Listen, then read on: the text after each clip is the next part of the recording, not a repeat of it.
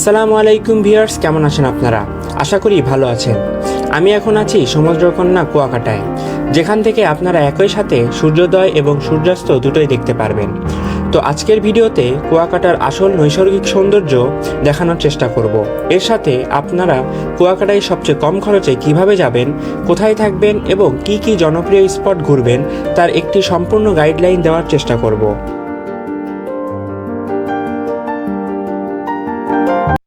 এর আগে চলুন কুয়াকাটা সম্পর্কে একটু জেনে নেই। কুয়াকাটা হলো বাংলাদেশের দক্ষিণ পশ্চিমাঞ্চলের পটুয়াখালী জেলার কলাপাড়া থানার 18 কিলোমিটার দৈর্ঘ্যের এক অন্যতম সমুদ্র সৈকত। কুয়াকাটা এখন পর্যটকদের কাছে খুবই জনপ্রিয়, কারণ ঢাকা থেকে স্বল্প খরচ ও খুবই কম সময়ে যাতায়াত ব্যবস্থা এবং এর অপরূপ নৈসর্গিক সৌন্দর্য। ঢাকা থেকে কুয়াকাটার দূরত্ব প্রায় 280 কিলোমিটার, যেতে সময় লাগে 7 ঘন্টার মতো। কুয়াকাটা যাওয়ার জন্য আজকের যাত্রা আমরা কল্যাণপুর বাস স্ট্যান্ড থেকে শুরু করছি। ঢাকার সায়দাবাদ, আরামবাগ, গাবতলী বা অন্যান্য জায়গাগুলো থেকে পটুয়াখালী রুটের বাস পেয়ে যাবেন। কুয়াকাটা যাওয়ার জন্য নন এসি বাসের ভাড়া পড়বে 750 থেকে 800 টাকা এবং এসি বাসের ভাড়া পড়বে 1100 থেকে 1400 টাকা। এছাড়াও আপনারা সদরঘাট লঞ্চ টার্মিনাল থেকে লঞ্চে করে পটুয়াখালী বা বরিশাল যেতে পারবেন।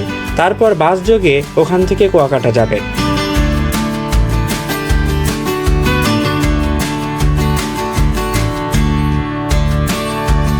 আজকে আমরা কল্যাণপুর বাস স্ট্যান্ড থেকে শ্যামলীর নন এসি বাসে করে জনপ্রতি 800 টাকা দিয়ে টিকিট কেটে রাত 11টার বাসে যাত্রা শুরু করলাম। যাত্রাপথে গোপালগঞ্জ জমজম হাইওয়ে হোটেলে আমাদের 20 মিনিট যাত্রা বিরতি দিল। এই যাত্রা বিরতিতে আপনারা হোটেল থেকে কিছু খাবার খেয়ে নিতে পারেন।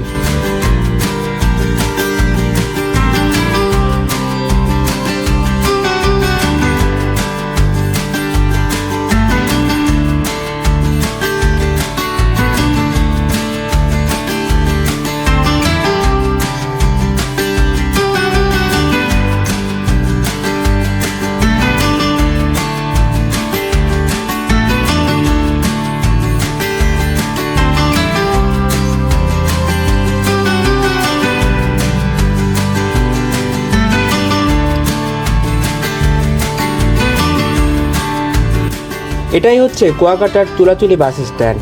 বাস 6:30-এর দিকে আমাদের এখানে নামিয়ে দিয়েছে। কুয়াকাটাগামী সব বাস এই তুলাতুলি বাস স্ট্যান্ডে আপনাদের নামিয়ে দিবে।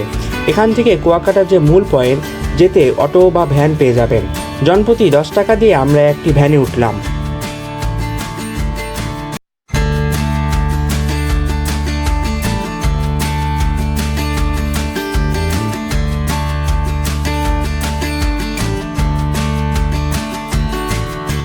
এটাই হচ্ছে কুয়াকাটার মূল সেই 0 পয়েন্ট। বাস স্ট্যান্ড থেকে 5 মিনিট সময় লাগে এখানে আসতে। সামনেই সমুদ্র সৈকত দেখা যাচ্ছে। যেহেতু সকালের নাস্তাটা করা হয়নি, আপনারা 0 পয়েন্টে বা কুয়াকাটা বাজারে অনেক খাবার হোটেল পেয়ে যাবেন। এখান থেকে আপনারা সকালের নাস্তাটা সেরে নেবেন। এরপর আমাদের প্রধান কাজ হলো হোটেল ঠিক করা। দেখি আমাদের বাজেটে কোন হোটেল পাওয়া যায়। আপনারা এখানে hotel non AC single bed 500 থেকে 700 টাকার মধ্যে পেয়ে যাবেন। এছাড়া ডাবল বেড 1200 থেকে 2000 টাকার মধ্যে পেয়ে যাবেন। আমরা ডাবল বেডের এই এসি রুমটি 2400 টাকা দিয়ে 2 দিনের জন্য ঠিক করলাম। এক্ষেত্রে আপনারা একটু দামাদামি করে নেবেন। তো 2 দিনের জন্য এই হোটেলে আমরা উঠলাম।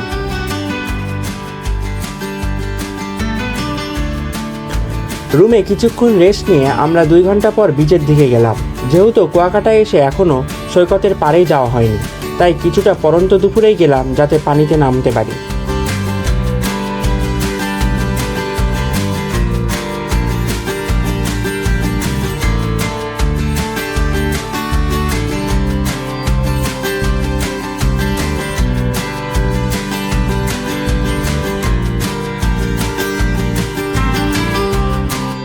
এখন ভাটার সময় অসংখ্য মানুষ আসছে সমুদ্রে গোসল করার জন্য।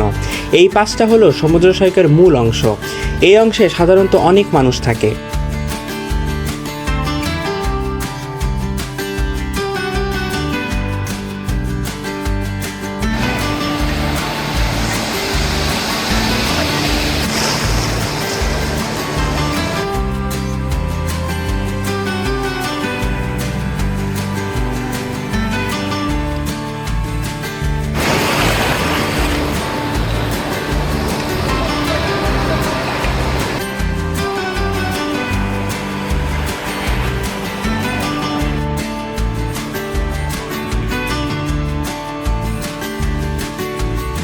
আপনারা সৈকতের ডান বা বাম পাশ দিয়ে হাঁটতে থাকবেন, সেখানে একটু কম মানুষ থাকে।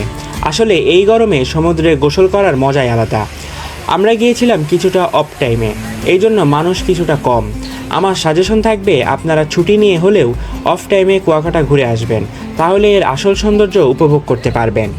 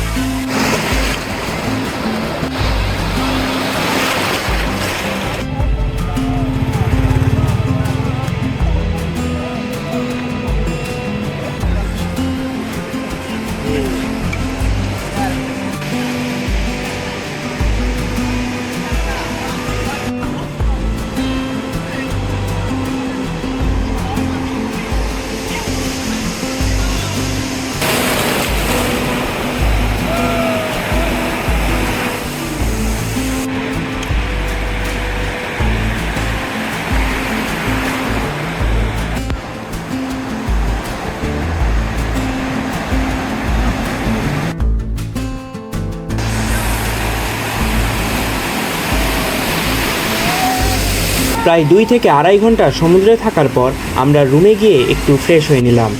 এরপর আমাদের গন্তব্য কুয়াকাটার পশ্চিম সাইডের জনপ্রিয় স্পটগুলো ঘুরে দেখব। আপনারা বিকালের সময় কুয়াকাটার পশ্চিম সাইড ঘুরে আসবেন। পশ্চিম সাইডে গেলে আপনারা লেম্বুর বন, ঝিনুক বিচ, ঝাউবন, ফাতরাকচর, সূর্যাস্ত এগুলো দেখতে পারবেন। পশ্চিম সাইডে যেতে হলে অটো বা ভ্যান আপনারা 500 থেকে 800 টাকা রিজার্ভ করে নেবেন। এক্ষেত্রে 6 থেকে 7 জন যেতে পারবেন। এছাড়াও 1 থেকে 2 জন হলে বাইকে করে ফুল প্যাকেজ যেমন পূর্ব ও পশ্চিম সাইড 1200 থেকে 1500 টাকা করে ঘুরে আসতে পারবেন। আমরা 600 টাকা দিয়ে পশ্চিম সাইডের জায়গাগুলো ঘোরার জন্য একটি ভ্যান ভাড়া করে নিলাম। কুয়াকাটার এই বিচ ধরেই পশ্চিম সাইডে অটো বা ভ্যানগুলো যায়। বিচের এই অংশে আপনারা অনেক ব্লক দেখতে পারবেন, এটাকে ব্লক পয়েন্ট বলে।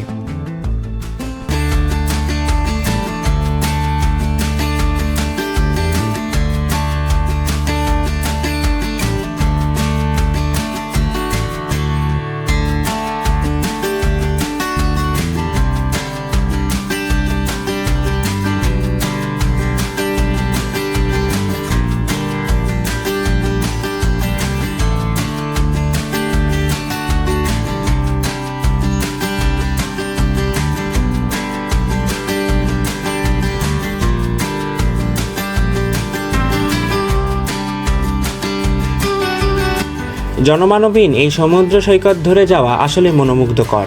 এক কথা, এখান থেকে যেতে আর মন চাবে না। প্রথমে আমাদের গন্তব্য লেম্বুর বন, তার আগে একটি ফিশ মার্কেট আছে, ওখান থেকে আমরা লাঞ্চটা সেরে নিব।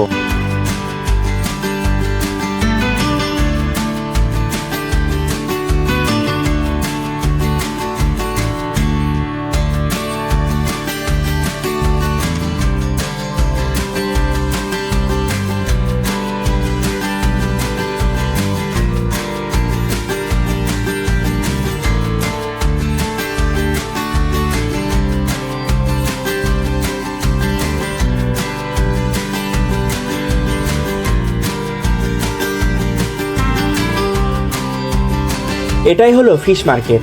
এখানে আপনারা মাছ অর্ডার করে দিলে এরা লাইভ রান্না করে দিবে। এখানে সমুদ্রের স্যামন ফিশ, কোরাল ফিশ, রূপসা ফিশ এবং লাইক্কা ফিশও পেয়ে যাবেন।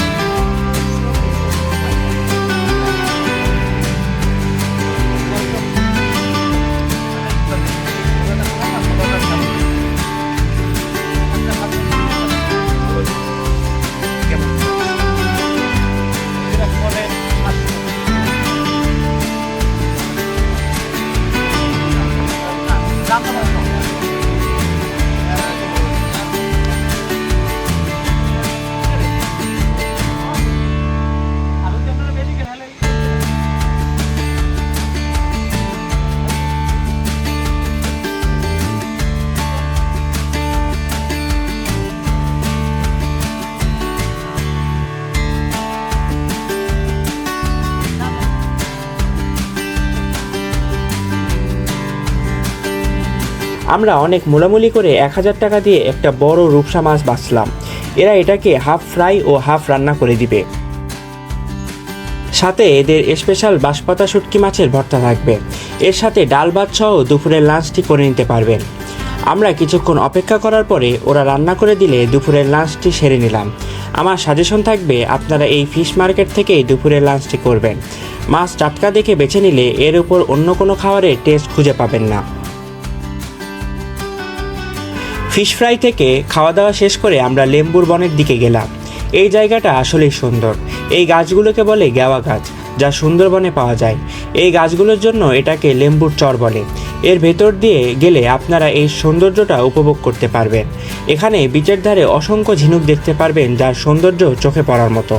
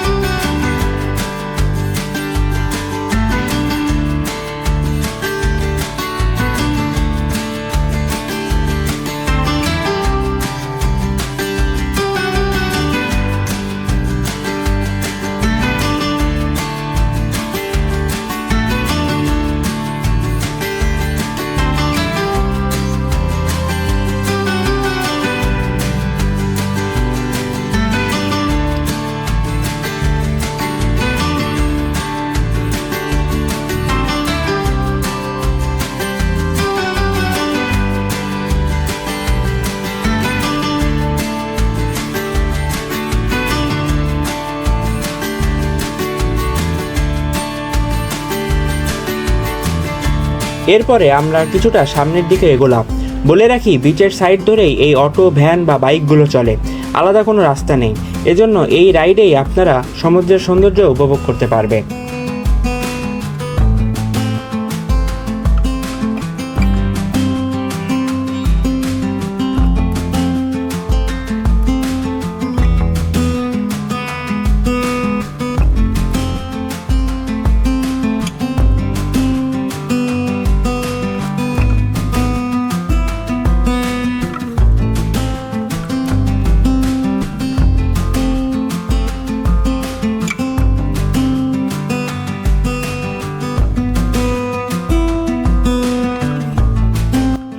এই জায়গাটিকে দোলনা পয়েন্ট বলে।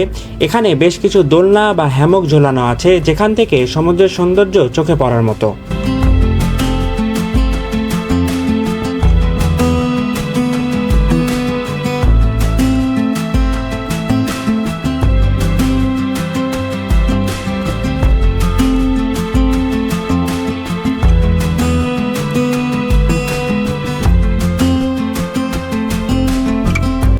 এরপর আমরা ঝাউবন দেখতে গেলাম। এই অংশে 3 নদীর মোহনা দেখা যায়। সামনে যে গাছগুলো দেখা যাচ্ছে ওটাকে ফাতরার চর বলে, যেটা সুন্দরবনের অংশ। আমরা ঝাউবনের ভেতরের দিকে ঢুকলাম। এত বড় বড় ঝাউ গাছ সাধারণত চোখে দেখা যায় না। এখানে সবুজ সৌন্দর্য সাথে বড় বড় ঝাউ গাছ, মনে হয় ভিন্ন এক দেশে এসেছি।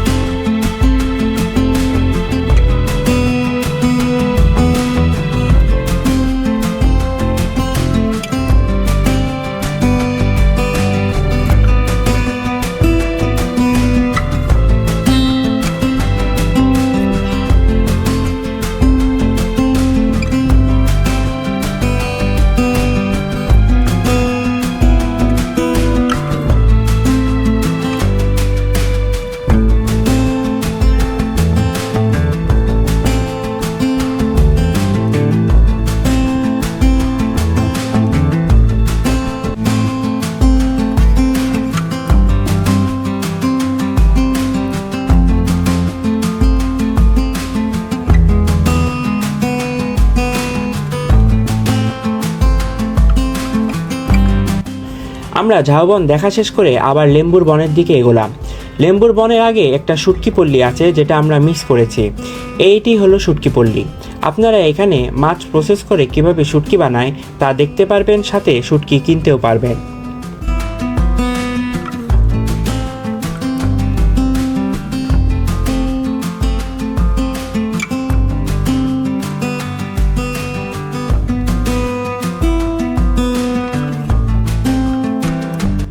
আমরা পশ্চিম সাইডের স্পটগুলো ঘোরার জন্য একটু আগেই চলে গিয়েছিলাম, যেহেতু ওখানে গিয়ে আমাদের উদ্দেশ্য ছিল লাঞ্চ করা। তো আজকের সূর্যাস্তটা আমরা কুয়াকাটায় ব্যাক করে ওখান থেকে উপভোগ করব।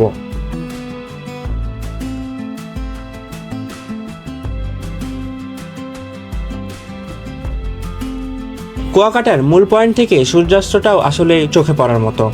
আকাশের সূর্যাস্তের ভিড়ে অনেক রঙের মেলা উপভোগ করতে করতে কিছুক্ষণ সময় আমরা পার করলাম।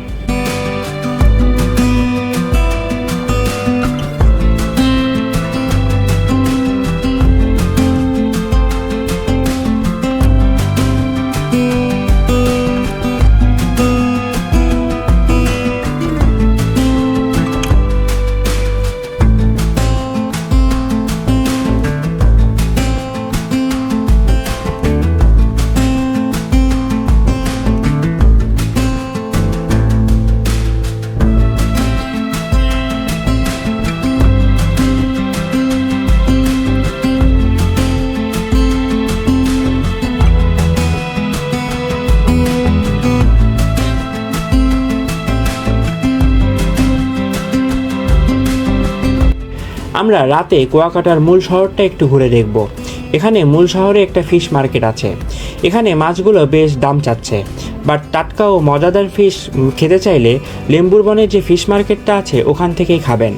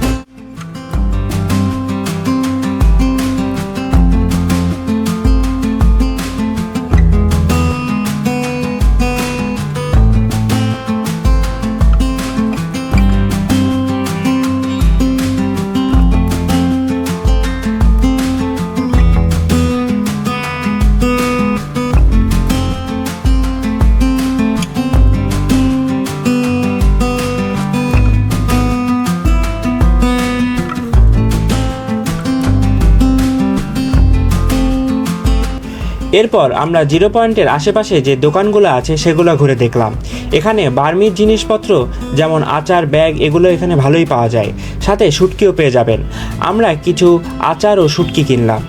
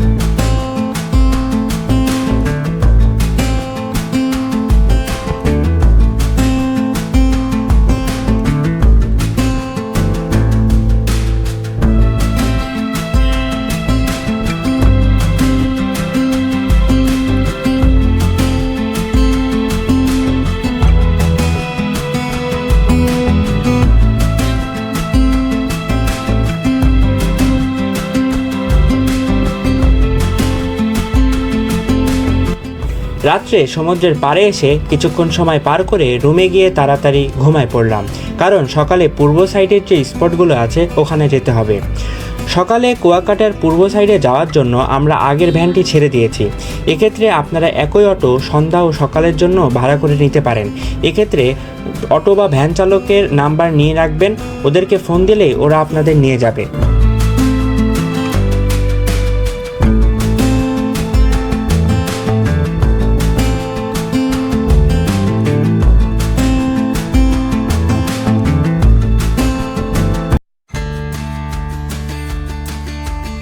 ভোরেও আপনারা শহরের মধ্যে অনেক অটো, ভ্যান বা বাইক পেয়ে যাবেন। আমরা পূর্ব সাইডে ঘোরার জন্য একটা 700 টাকা দিয়ে অটো ভাড়া করে নিলাম। পূর্ব সাইডে অটো আমাদের গঙ্গামতির চর নিয়ে যাবে, সাথে গ্রামের ভেতরে রাখাইনপল্লী, বৌদ্ধ মন্দির ও কুয়া এসব জায়গা ঘোরাবে।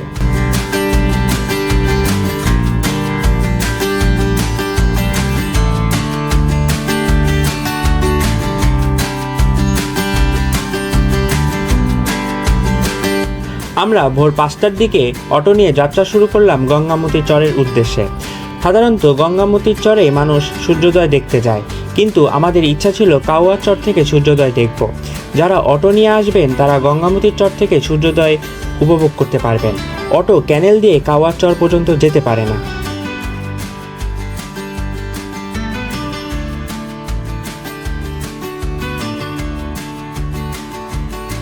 এই জন্য আমরা ওখান থেকে দুজন করে বাইক 250 থেকে 300 টাকা দিয়ে ভাড়া করে নিলাম।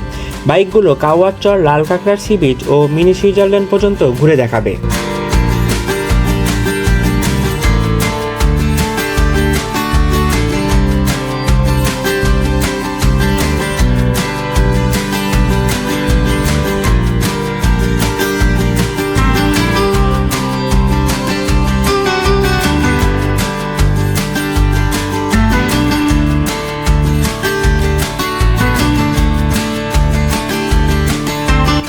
এখনও আলো ফোটেনি, অসংখ্য মানুষ কাওয়ার চরে যাচ্ছে সূর্যোদয় দেখার জন্য। এখন আমরা কাওয়ার চরে অপেক্ষা করতেছি সূর্যোদয় দেখব। চলুন সূর্যোদয়টা উপভোগ করে আসি।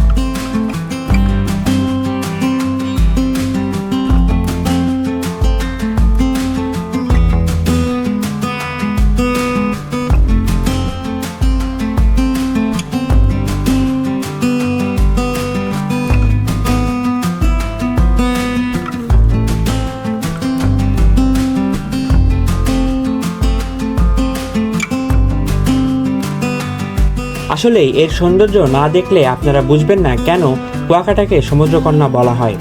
সূর্যোদয় দেখা শেষ করে আমরা লাল কাঁকড়া সি বিচে গেলাম। এখানে অসংখ্য লাল কাঁকড়া ছোটাছুটি করতে দেখা যাচ্ছে।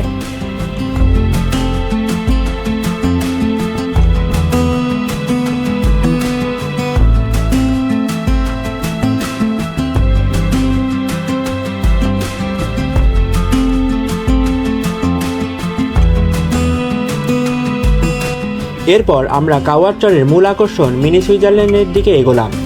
বিচের পাশ দিয়ে সূর্যোদয় উপভোগ করতে করতে বাইক রাইডটা আসলে মনোমুগ্ধকর।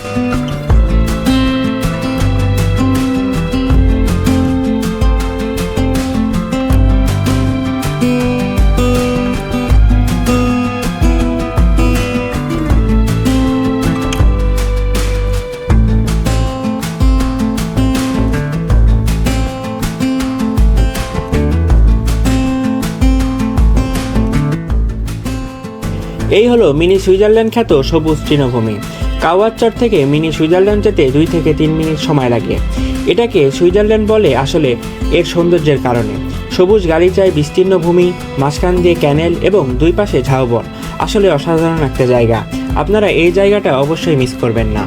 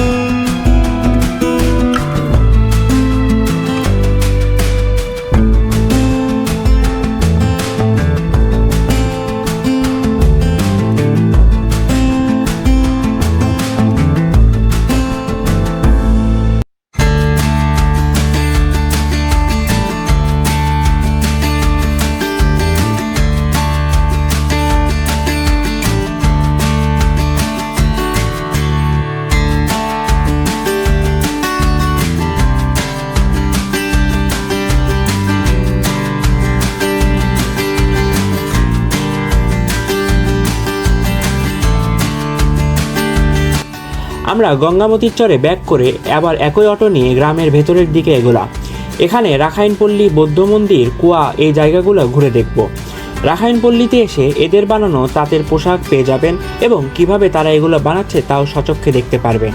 আমরা বৌদ্ধ মন্দির এবং পুরো পল্লীটা ধীরে ধীরে ঘুরে দেখলাম।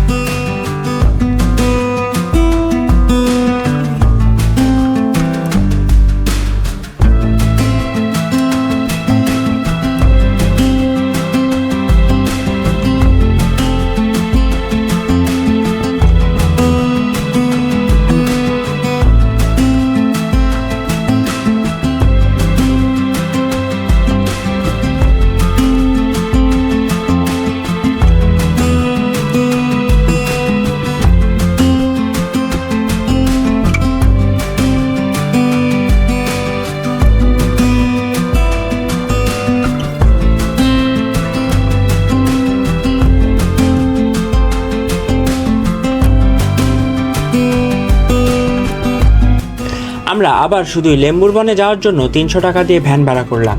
লেম্বুর বন থেকে সূর্যাস্তটা আরও ভালো দেখতে পাওয়া যায়। এখানে সবচেয়ে আকর্ষণীয় জিনিস প্রচুর ঝিনুক পাওয়া যায়। এত ঝিনুক পাওয়া যায় আপনারা কল্পনাও করতে পারবেন না।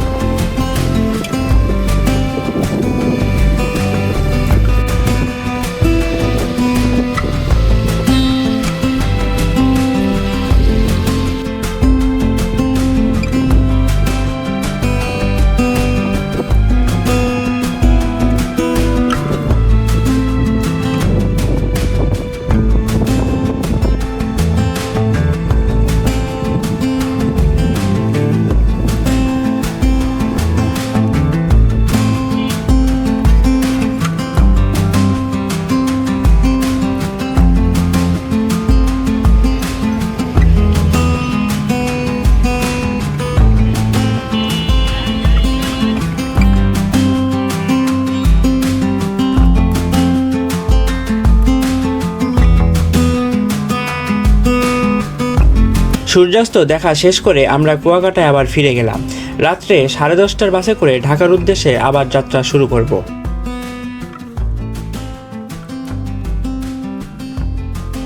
কুয়াকাটা ভ্রমণের গল্প এ পর্যন্তই। আপনাদের অসংখ্য ধন্যবাদ আমাদের সাথে এতক্ষণ থাকার জন্য। যদি ভিডিওটা ভালো লেগে থাকে আমাদের চ্যানেলটি অবশ্যই সাবস্ক্রাইব করে দিবেন। কুয়াকাটা সম্পর্কে কিছু জানার থাকলে অবশ্যই ভিডিওতে কমেন্ট করবেন। ইনশাল্লাহ দেখা হবে নতুন কোনো এক জায়গায়। ততদিন ভালো থাকবেন, সুস্থ থাকবেন। আল্লাহ হাফেজ।